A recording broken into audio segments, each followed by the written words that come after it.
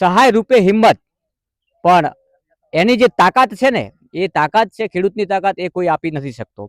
એટલે જ આ તૂટેલો ખેડૂત છે એ જગતના તાતને જ્યારે કુદરત ઠોકર મારે છે ને એ જ કુદરતની સામે લડી અને ઊભો થવાની તાકાત માત્ર ખેડૂત જ રાખી શકે, અને એ જગતનો તાત કહેવાયો છે. આપણે લાખણી પંથકમાં હાલ પહોંચ્યો છું. ખેડૂતો અહીંયા મથી રહ્યા છે ખેતરમાં. આ છે કુદરતની દેન, આ કુદરતે આપેલો વિનાશ. શું નામ છે આપનું? મારું નામ પરમાર મોનાભાઈ પીરાભાઈ છે. મોનાભાઈ, સ્થિતિ તો ખૂબ ખરાબ છે મગફળીની. સાહેબ, સ્થિતિ તો હવે હાથમાં આવેલો કોળિયો કુદરતે લઈ લીધો છે, પણ અમારે તો આના ઉપર આસ હતી કે નવું વાવેતર કરશું અને ફેર આ જગતને આપણે અનાજ પકવી અને વેચશું ને એના ઉપર અમારું ગુજરાન ચલાવશું. પણ કુદરતે હાથમાં આવેલો કોળિયો આજે લઈ લીધો છે. આખા ખેતરમાં આવું પાણી પડે? આખા ખેતરમાં ને ખાસ કરીને અમારા સિરગઢ ગામમાં તો દરેક ખેડૂતે હવે લણણીની હવે તૈયારી જ હતી, મગફળી કાઢી જ હતી. અને આ ઓચિંતો વરસાદ આવ્યો અને આ બગાડ તમે દેખો છો નજરે, આવી રીતે બગાડ થઈ ગયો છે, જેથી કરીને હવે ગુજરાન ચલાવવું ખેડૂતને મુશ્કેલ બન્યું છે. ભાવ વધારો પણ એવો કે ખાતરો બિયારણ એટલા બધા મોંઘા થઈ ગયા છે, આની અંદરથી કેવી રીતે અમારે પાઠે પાડવું જ અમારે હવે ખેડૂતને જીવવું જ હરામ થઈ ગયું છે સર. હવે આના માટે તો વધુ તો તમને શું કહી શકે. હવે આની કુદરતની લાતથી તો કોઈ સહાય જાણી સહાયોથી કોઈ અમારી કોઈ આનું ભરપણ થાય એમ છે નહીં, પણ આ કુદરતે મરતા ઉપર પાટું મારી એના વાળું થયું છે. કારણ કે એક તો ખેડૂત દેવામાં હતો, બીજી તરફ આ કુદરતી આવા આપત્તિઓ આવે માથે, જેથી કરીને ખેડૂત એક ઊંડી ખાણની અંદર ધકેલાઈ જ જાય છે. પણ અમને લાખણી તાલુકાના અને આ બનાસકાંઠા વાસીઓને અમને એટલો વિશ્વાસ છે કે આ સરકાર અમને ખેડૂતોને કઈક રીતે સહાય ચૂકવી અને આવા નાના મોટા ખેડૂતોને સહાય આપે તો ખેડૂત એક થોડોક એક શ્વાસ લઈ શકે, જેથી કરીને આ ખેડૂતોને નવું વાવેતર જે સહાય કરે ને તો એમ આ તો ગયું, પણ હવે ફેર નવી ખેતી કરવી એ હવે અમે બધું ઉધારે લાવેલું હોય સાહેબ. આ મગફળી છે ને એ ઉધારે લાવેલ હોય, એના અંદર ખાતર બિયારણ દવા તમામ હવે ઉધારે લાવેલ હોય, નીકળશે એટલે આ નીકળે એટલે અમે આ ખેડૂતો ફેર આ ઓલું જૂનું આપી નવું લઈએ. હવે વેપારીને અમે હવે કયા મોઢે વેપારી કન જવું જ અમારે, જેથી કરીને હવે નવું આપવાના. અરે સરકાર સહાય આપે તો અમે ઓલા વેપારીઓનું જે દેવું છે માથે એ થોડું ચૂકવી નવેસર ફેર વાવેતર થાય, અને વાવેતર થાય અને એના ઉપરથી ફેર અમારું ગુજરાન ચાલે અને અમારા બાળકોનું નભે, અને અમારો પણ જે આ વહીવટ જે ખોરવાઈ ગયેલો હોય અને એ થોડુંક અમારી આબરૂ થોડીક રહે, જેથી કરીને અમે ફેર આ નવાસર એક અમારો એક ફણગો ફૂટે અને એના ઉપરથી અમારું જીવન ગુજરાન ચાલે સર. બિલકુલ સાચી વાત છે. આપ જોઈ રહ્યા છો, આ દ્રશ્ય ઉપરથી જ ખબર પડતી હશે કે મગફળી પાણીમાં પડેલી છે, કાઢેલી મગફળી એટલે કે મોઢે આવેલો કોળિયો છીનવાયો.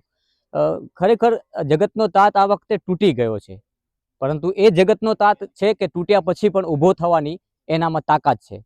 એ માત્ર સરકાર ઉપર નિર્ભર નથી, પરંતુ સરકારની જવાબદારી છે કે એને સહાય કરવી પડે. જ્યારે કુદરતે ઠોકર મારી છે ત્યારે અપેક્ષા સરકાર પાસે જ રાખી શકાય, અને સરકાર માત્ર એમને બેઠો થવાની હિંમત આપી શકે, સહાય રૂપે હિંમત, પણ એની જે તાકાત છે ને એ તાકાત છે ખેડૂતની તાકાત, એ કોઈ આપી નથી શકતો. એટલે જ આ તૂટેલો ખેડૂત છે એ જગતના તાતને જ્યારે કુદરત ઠોકર મારે છે ને એ જ કુદરતની સામે લડી અને ઊભો થવાની તાકાત માત્ર ખેડૂત જ રાખી શકે, અને એ જગતનો તાત કહેવાયો છે. જગતને જીવાડવાની શક્તિઓ એનામાં પડી છે, એ જગતને જીવાડવાનું કામ કરે છે. આજ ખેડૂત ખેતી કરવાનું બંધ કરી દેશે ને તો શહેરોમાં ઝગમગતી જે લાઇટો છે ને એ પણ બંધ થઈ જશે. એટલે નમ્ર વિનંતી છે કે જે પ્રકારે બનાસકાંઠામાં પહેલા અતિવૃષ્ટિ થઈ સરહદી વિસ્તારમાં, અને હવે જ્યારે પાકની લેવાની તૈયારીઓ થઈ હતી મગફળીનો પાક, અને એવા સમયે જ્યારે બનાસકાંઠા જિલ્લામાં અને વાવ-થરાદમાં માવઠું થયું છે ને તો આખી એ મગફળી બગડી ગઈ છે. હું પોતે પણ જોઈ શકો છો અહીંયા કે આ ગારામાં છું. આ ગારો આખા ખેતરમાં હતો, પણ કાલનો થોડો વરસાદ ધીમો પડ્યો છે એટલે હવે ધીમે ધીમે સુકાવા લાગ્યો. પણ જ્યાં સુકાયું છે ત્યાં મગફળી કોઈ કામની નથી. આ પાણી જ્યાં પડ્યું છે એટલામાં પણ તમે જોઈ શકો, હવે ખાલી જોઈને રાજી થવાનું છે કે અહીંયા આટલી થતી, જો કંઈ થયું ના હોત તો આટલા રૂપિયા આવત, અને જેને પાસેથી ઉધાર લાવ્યું છે એ ઉધારી લાવના જે દુકાનદારો પાસેથી લાવ્યું છે એમને આપણે ચૂકવી નાખો, પરંતુ હવે એ ચૂકવવાના માત્ર વાયદા રહ્યા છે. એટલે જ ખેડૂત દુઃખી થાય છે, અને એટલે જ જગતના તાતની આંખમાં આવા સમયે આંસુ આવે છે. મારી સાથે બીજા પણ ખેડૂત જોડાયા છે, એમની સાથે વાત કરીશું. શું નામ છે આપણું? મારું નામ નારણભાઈ. નાનભાઈ, ખૂબ મોટું નુકસાન થયું. ખૂબ મોટું નુકસાન થયું છે. અમારે મગફળી બગડી ગઈ છે. જ્યાં જ્યાં મનખાના પૈસા લઈ લઈને અમે વાવેતર કરેલું તેમના પૈસા અમે ચૂકવી શકે એમ નથી. એટલે મહેરબાની કરી અને અમારા પાક સામે અને અમારા સામે જોજો. સરકારને વિનંતી, સરકારને આવી વિનંતી છે કે અમને જે આ ધોવાણો તે પાકનું સામે અમને આપે એમ, વળતર આપે એમ. બિલકુલ અપેક્ષા રાખી શકાય સરકાર પાસે. મારી સાથે કાકા શું નામ છે? જોનાભાઈ. જોનાભાઈ, હા મગફળી તો ફેલ ગઈ, સાહેબ બધી ફેલ ગઈ, પણ હવે શું કરા અમે તો.